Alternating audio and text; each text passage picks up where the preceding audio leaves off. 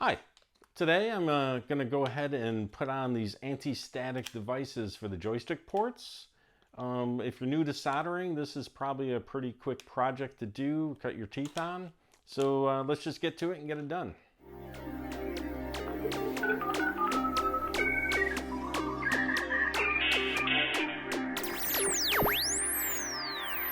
Well, I've got my anti-static strap on to ground, of course. That would be helpful. Let's go ahead and open this up. This is my Atari 800XL, one of my favorite Ataris. I just like the size and how it works out.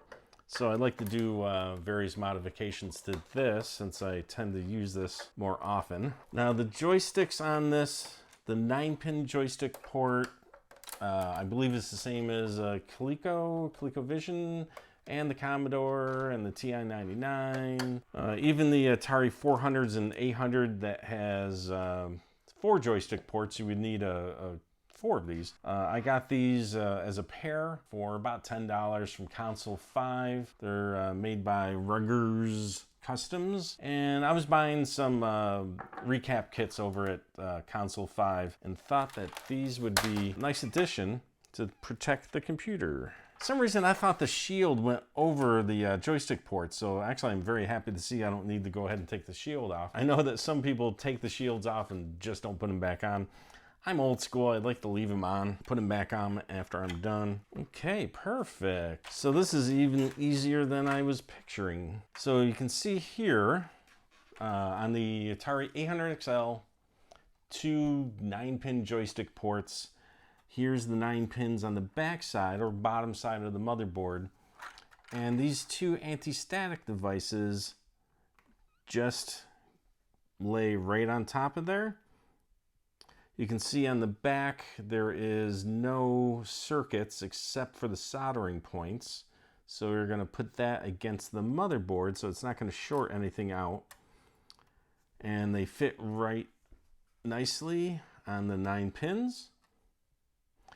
Just needs to be soldered in place. And what this will do is any static electricity that you get from maybe off the TV with the joystick cables brushing against the staticky TV or your rug or just whatever's on your skin, it'll pick it up right now and it'll put that static into the chips on your computer board. But this will help just put it to ground in order to get rid of it. And this first one here, which is joystick port 2, lays nice and flat. This joystick port 1 here is not so much because of these bent over pins. I'm just going to cut those off, make them shorter. Well, that's working out nice. Make sure I don't cut it off and drop it into the case so it can short something later. Okay, is that going to do it? Just one more right here. Oh, perfect. That lays so nice. So much so I'm going to do a couple on the joystick port 2.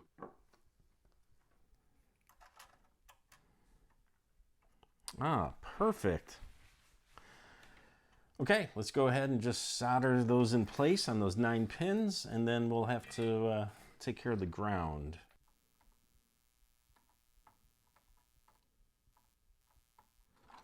Okay, first one done. Pretty easy.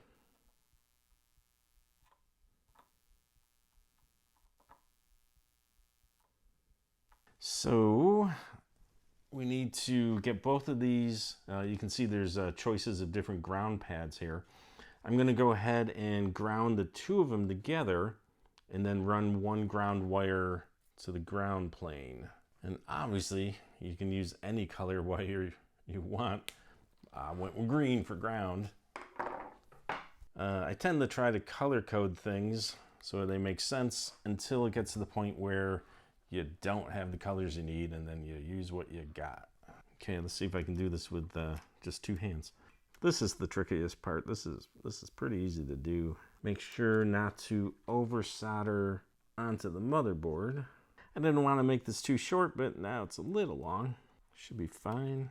And so now just pick where I want to solder to ground on here. And I'm thinking the best option is to run it all the way to the ground pins on the power connector.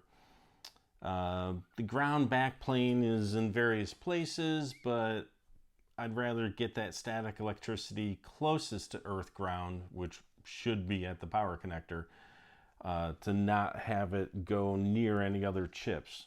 So you can perhaps decide to do it different, but as long as it gets to the ground, right?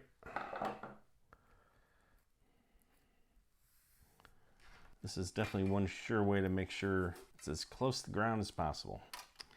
Solder that on there, okay. And I'm just gonna route this around. Perhaps go under my S-Video mod there. Now on the Atari 800 XL, the 3 pins here are ground from the power supply. So you can connect to any one of those. And let's see, I'll just make this wire a little bit shorter. Put some fresh solder on there. 35 whatever year old solder on the motherboard, that is. Okay, so this whole shield is ground.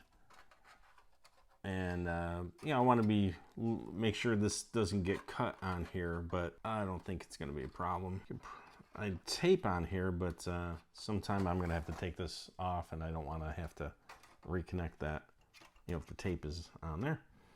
So it looks like it's routed well, and as you can see on the back bottom side of the case, in this area, there is no metal. So we don't need to worry about covering this up or anything. You just, whatever work you do on your computer, you just don't want anything to short anything. So with that, that is pretty simple. Again, Ruggers Customs. I bought these a few months ago from Console 5. They work with Ataris, I believe ColecoVision, TI-99, probably Commodore as well, as long as the 9 pins are all laid out like this, and they typically are on these DB9 joystick connectors, and that you have space inside the computer. That helps protect your computer for even longer, to give it longer life. So if you like this, great. You know, go ahead and subscribe. Any other comments, if you've done this yourself, or any suggestions, I'd love to hear from you. So thanks a lot. Till next time.